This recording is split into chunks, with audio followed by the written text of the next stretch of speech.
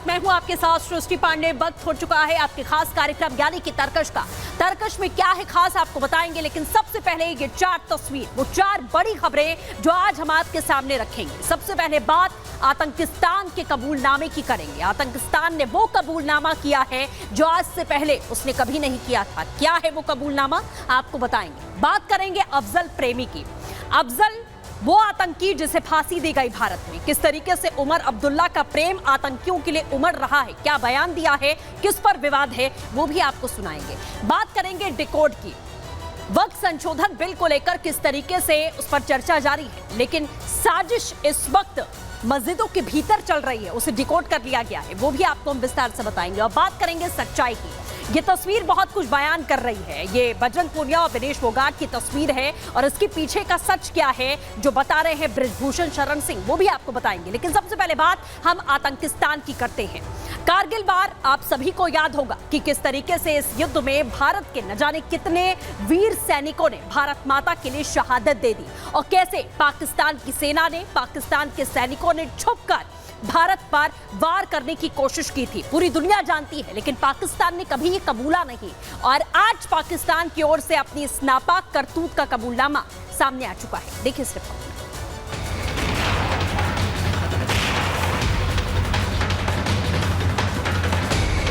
1948, 1965, 1971 या कारगिल की पाक भारत जंगें हों या सियाचिन का महाज, कारगिल में हिंदुस्तानी सेना ने कुर्बानियां दी। हमारे फौजी वीरता से लड़े। कई माओं ने लाल देश के नाम कर दिए। कितनी मांगों का सिंदूर मिट गया। बहनों की राखियां कलाइयों को तरस गई और ये सब कुछ हुआ पाकिस्तान की वजह से। वही आतंकिस्तान जिसने आजादी के बाद से ही भारत की ओर नापाक मंसूबों वाली नजरों से देखा है, मगर हर बार उसे हमारे जाबाजों ने न सिर्फ मुंहतोड़ जवाब दिया बल्कि मैदान जंग में मात देकर धूल चटाई। दहशतगर्दी के खिलाफ तवील और सबर आजमा गैर रवायती जंग में कुर्बानियों का सिलसिला आज भी जारी है। कारगिल में कायरता करने वाले पाकिस्तान ने कबूल कर लिया कि 1999 के युद्ध में उसकी सेना शामिल थी। जी हाँ, पहली बार किसी पाकिस्तानी फौज प्रमुख का कबूलनामा सामने आया जिसमें उसने अपनी करारी हार झेलने वाली जंग में अपना हाथ होना कबूला। यकीनन पाकिस्तानी कौम एक जर्री और बहादुर कौम है जो आज़ादी की अहमियत को निभाना और इसकी कीमत चुकाना अहसन तरीके से जानती है। 1948, 1965, 1971 या कारगिल की पाक भारत जंगें हों या सियाचिन का महाज, हजारों शहदा वतन की सलामती और हुर्मत की खातिर कुर्बान हुए। मुनीर का ये बयान पाकिस्तानी सेना को पिछले 25 साल में पहला कबूलनामा माना जा रहा है। हालांकि इससे पहले पाकिस्तानी सेना ने किसी भी जनरल के पद पर रहते हुए ये स्वीकार नहीं किया था, लेकिन दुनिया जानती है कि पाकिस्तान ही कारगिल का विलन है। धोखा देना उसकी फितरत है। ये बात पूर्व पीएम नवाज शरीफ ने मानी थी कि अटल सरकार के साथ हुए लाहौर समझौते को तोड़ा गया। वाजपेयी साहब लाहौर तशरीफ लाए, याद है या नहीं याद है? याददाश्त कमजोर है ना आपकी? तो तशरीफ लाए और हमसे आके यहाँ पे मुआहदा किया। ये अलग बात है कि हमने मुआहदे की खिलाफ वर्जी की, उसमें हमारा कसूर है, उसमें हम कसूरवार हैं। कारगिल युद्ध में पाक सेना का हाथ होने की बात लेफ्टिनेंट जनरल शाहिद अजीज और जनरल परवेज मुशर्रफ भी मान चुके थे, लेकिन पहली बार सिटिंग आर्मी चीफ ने कैमरे के सामने कबूला। That I think is more than evident and the world has accepted that. हमेशा से पाकिस्तान दावा करता आया कि करगिल युद्ध में कश्मीरी उग्रवादी शामिल थे, जिन्हें वो मुजाहिदीन बताता है। इसी वजह से मारे गए अपने सैनिकों के शवों को लेने से इनकार कर दिया था, मगर अब उसका नकाब उतर चुका है। एक बार फिर से पाक बेनकाब हो चुका है। Bureau report, Republic Bharat. और अब बात करेंगे अफजल गुरु की फांसी की। जिसे फांसी दी गई, तो आपने देखा कि उमर अब्दुल्ला की तरफ से अब एक ऐसा बयान दे दिया गया है जिस पर वो घिरते हुए पूरी तरीके से नजर आ रहे हैं। एक तरफ जम्मू कश्मीर में विधानसभा चुनाव होना है, दूसरी ओर अब बीजेपी लगातार इस बयान को लेकर हमलावर है और कह रही है कि यह है इनका देश विरोधी चेहरा। देखिए इस रिपोर्ट में।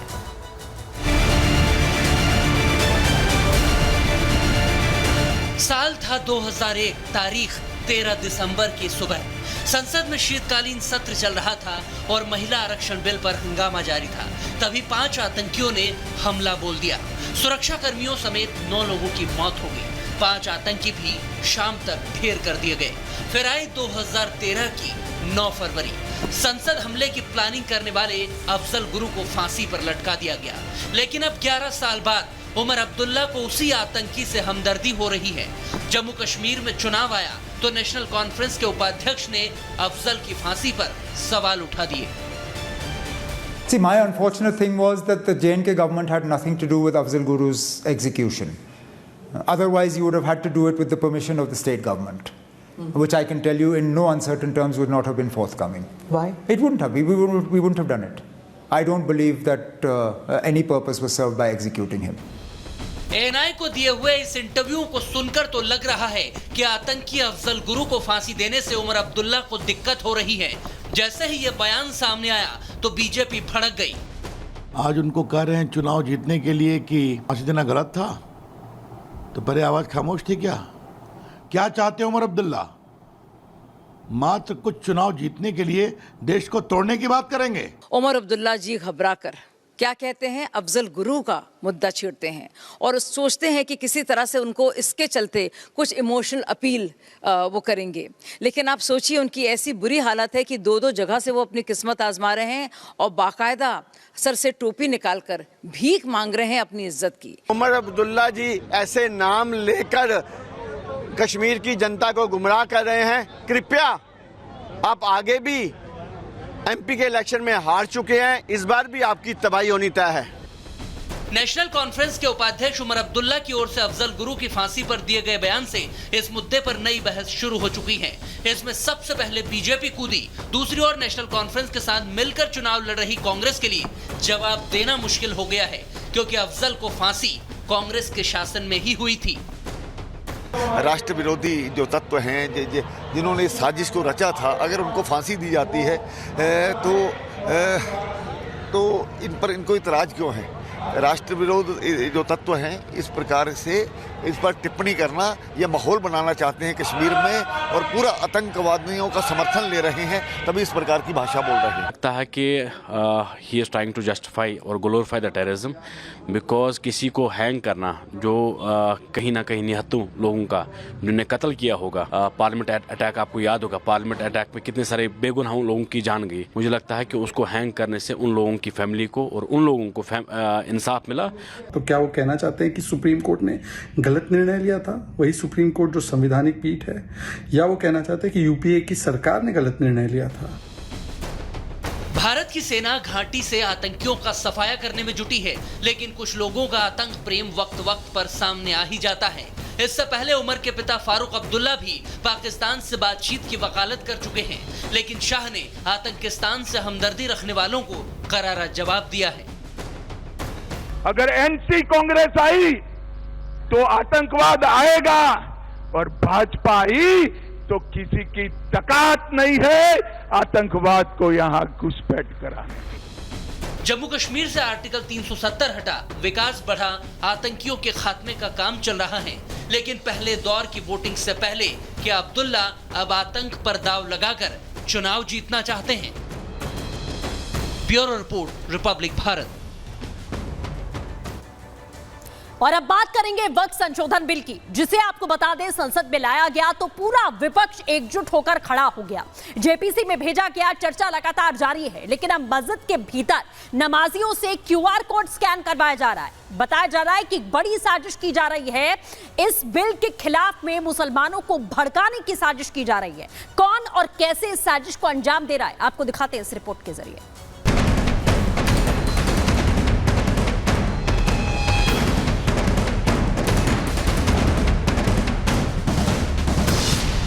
वक्फ बोर्ड पर नया सियासी चैप्टर। बिल के खिलाफ मुहिम या साजिश? मस्जिद में क्यूआर कोड, पूरी प्लानिंग डिकोड। कानून की बैकबोन है, रीढ़ की हड्डी है। मोदी सरकार वक्फ बोर्ड में सुधार के लिए बिल लाई, संसद में पेश किया, विपक्ष ने बवाल किया तो मुद्दा संयुक्त संसदीय समिति के पास चला गया। लेकिन अब इस मामले पर सियासत का नया चैप्टर शुरू हो चुका है, जो सियासत कम और साजिश ज्यादा नजर आ रहा है, क्योंकि इस बिल के खिलाफ मस्जिदों से एक नया फरमान आया है। वहां से ऐसा एजेंडा चलाया जा रहा है कि वक्फ बिल के विरोध में बाकायदा क्यूआर कोड तैयार किया गया है। कई मस्जिदों में क्यूआर कोड लगाया गया है और जुमे पर आने वाले नमाजियों के लिए बाकायदा पोस्टर चस्पा कर क्यूआर कोड दिखाया जा रहा है।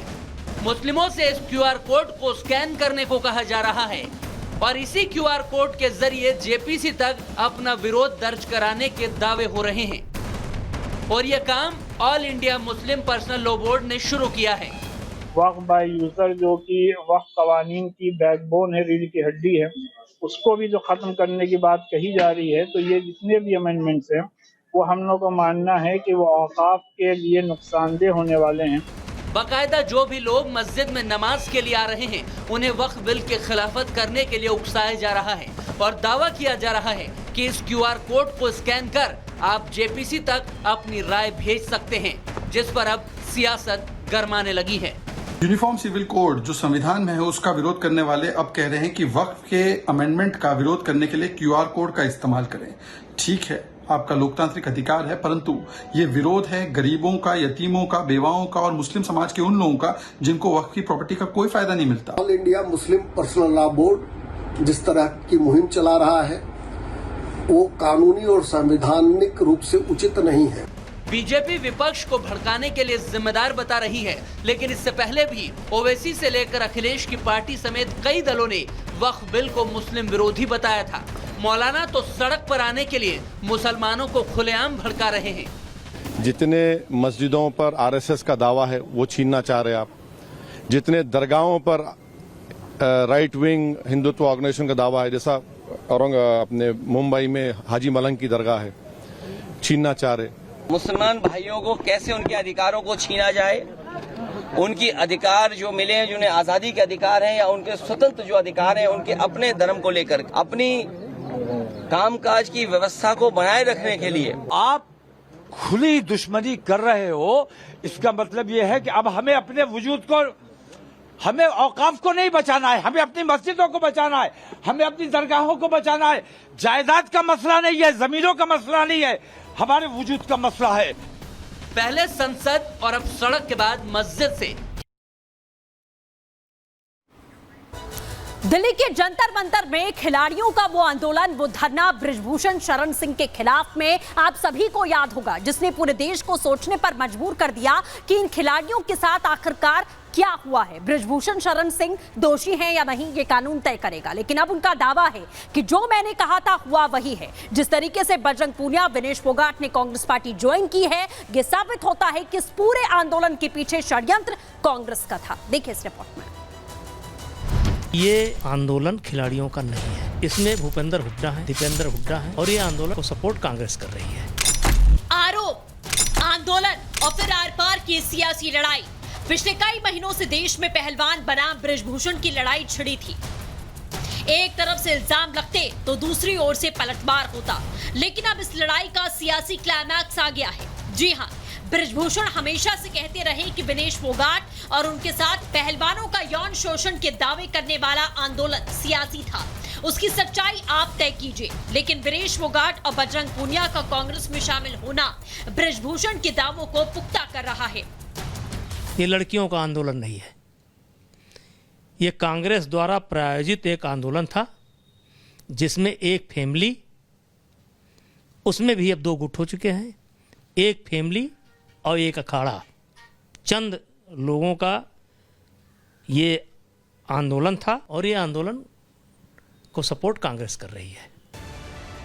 बृजभूषण बेकसूर हैं या नहीं, अभी तक ये साबित नहीं हुआ, लेकिन बीजेपी के पूर्व सांसद और कुश्ती संघ के अध्यक्ष रहे बृजभूषण ये साबित करने में कामयाब रहे कि आंदोलन के पीछे कांग्रेस का ही हाथ था। हमारे खिलाफ एक षड्यंत्र था जिसमें मुख्य अदाकार का नाम है भूपेंद्र हुड्डा, और उन्होंने राहुल जी को भी विश्वास में ले लिया, उन्होंने प्रियंका जी को भी विश्वास में ले लिया, जिसका पटाक्षेप अभी कांग्रेस कार्यालय में हुआ। दिनेश फोगाट और बजरंग पूनिया ने पार्टी को ज्वाइन किया। हरियाणा से लेकर दिल्ली और देश भर में पहलवानों के आंदोलन की गूंज थी। मुद्दा बड़ा था, लेकिन इसकी क्रोनोलॉजी समझिए। तत्कालीन बीजेपी सांसद बृजभूषण पर जब यौन शोषण के आरोप लगे, उसके कुछ महीनों बाद लोकसभा चुनाव होने थे, फिर ओलंपिक था, फिर हरियाणा चुनाव। ओलंपिक में मेडल से चूकी विनेश को एयरपोर्ट पर लेने कांग्रेस सांसद दीपेंद्र हुड्डा गए। चंद दिन बाद वो कांग्रेस की हो गई। एक तो इनका कुश्ती संघ पर कब्जा करना था, और दूसरा जो इनका बड़ा स्वार्थ था, इसी हरियाणा को चुनाव को ऐसा लगता है मुझे मद्देनजर लग करके था कि एक हरियाणा के अंदर पूरे साल के साल 2 साल तक एक माहौल बनाओ। यूं ही कोई बेवफा नहीं होता, कुछ तो रुसवाइयां रही होंगी। मैंने खेल को लेकर के एक नियम बनाया कि बिना ट्रायल के कोई नहीं जाएगा। खिलाड़ी को नेशनल पार्टिसिपेट करना पड़ेगा। हर प्रांत से एक ही खिलाड़ी लड़ेंगे, गैर प्रांत का खिलाड़ी गैर प्रांत से नहीं लड़ेगा। इस सब को लेकर के इनको तकलीफ थी। इन कथित लड़कियों के साथ अत्याचार हो रहा था, तो मैं भारतीय कुश्ती संघ का अध्यक्ष था और हरियाणा कुश्ती संघ के अध्यक्ष दीपेंद्र हुड्डा थे। क्या इन लड़कियों ने दीपेंद्र हुड्डा को विश्वास में लिया? हमसे शिकायत नहीं कर सकती हैं तो दीपेंद्र हुड्डा से तो कर सकती थी। क्या दीपेंद्र हुड्डा कह सकते हैं कि कोई ऐसी घटना जिसके लिए उन्होंने फोन किया हो? बृजभूषण बनाम पहलवान की लड़ाई में अब साफ है कि सियासत का बहुत बड़ा रोल था। अब तो बृजभूषण दावा कर रहे हैं विनेश और बजरंग कांग्रेसी होकर मुझे और मोदी जी को बदनाम करेंगे। ओलंपिक की बात कर रहा हूं, फाइनल पहुंच चुके थे। उस दिन भर का ट्विटर देखिए, दिन भर इन लोगों के पोस्ट देखिए। अब तो फोन करना पड़ेगा। वो किसके तरफ इशारा था? यानी मोदी जी की तरफ इशारा था। तो ये पूरा एक स्क्रिप्ट लिखी गई थी। मुझको हटाना मकसद था, हमको बदनाम करना, हमको बर्बाद करना, हमारे बहाने पार्टी को भी घेरना कि ये पार्टी लड़कियों की दुश्मन है। तीर एक था लेकिन निशाना कई था। और आज ये सारी बातें निकल करके आई हैं और अभी और आएंगी। सच्चाई से पर्दा उठता जा रहा है। सियासत के सहारे खड़े हुए आंदोलन पर तो सवाल उठ ही रहा है, क्या आरोपों में भी दूध का दूध और पानी का पानी हो जाएगा? ऐसे में सवाल ये कि क्या सियासत के लिए देश की भावनाओं से खेलने की साजिश की गई? Bureau report, Republic Bharat. और अब बात राम की नगरी अयोध्या में। आपको बताएं किस तरीके से विजिलेंस की टीम ने फिल्मी अंदाज में शिक्षा विभाग के एक लेखाकार को घूस लेते हुए रंगे हाथों धर लिया। लेकिन अब एक तरफ ये बड़ी कार्रवाई की गई है और ये बताया गया कि कोई भी कर्मचारी हो अगर रिश्वत लेगा तो कार्रवाई ऐसे ही होगी। लेकिन अखिलेश यादव अब ये सवाल पूछ रहे हैं कि कर्मचारी के घर क्या बुलडोजर चलेगा या किसी विशेष श्रेणी में अभयदान मिलेगा? देखिए इस रिपोर्ट में। शकल दिखा ये 1 लाख रुपए घूस लेते हुए पकड़े गए। हाथों में नोटों की गड्डी, कंधे पर किसी का हाथ और लाइव वीडियो शूटिंग। ये ना कोई रील बना रहा है, ना किसी फिल्म की शूटिंग हो रही है, ना ही ये कोई हीरो है, बल्कि सड़क पर फिल्मी स्टाइल में पकड़े गए ये कोई अपराधी भी नहीं है, बल्कि सरकारी बाबू हैं, जिन्हें विजिलेंस की टीम ने जाल बिछाकर पकड़ लिया। और ये साहब रंगे हाथों अपनी जेब गर्म करते हुए विजिलेंस के हत्थे चढ़ गए।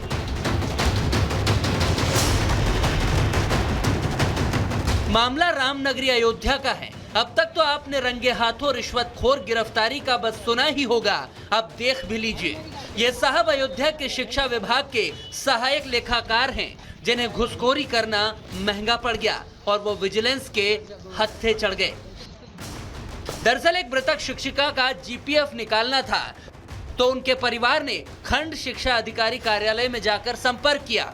वहां पर सहायक लेखाकार अमरेंद्र प्रताप सिंह से मुलाकात हुई। इस सरकारी अफसर ने काम के एवज में 1 लाख रुपए की रिश्वत मांगी, तो मृतक शिक्षिका के परिवार ने शिकायत कर दी। जिसके बाद विभाग चौकन्ना हुआ तो उसे ट्रैप में फंसाने का प्लान भी बना।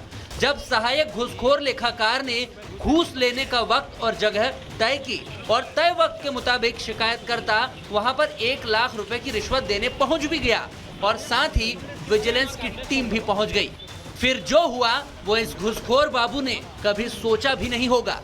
दबोच लिए गए, 3 तरफ से अफसरों ने पकड़कर रंगे हाथों गिरफ्तार किया है। इसके बाद से कार्यालय में हड़कंप मचा हुआ है और रिश्वतखोरी करने वाले अफसरों के हाथ पांव फूलने लगे हैं।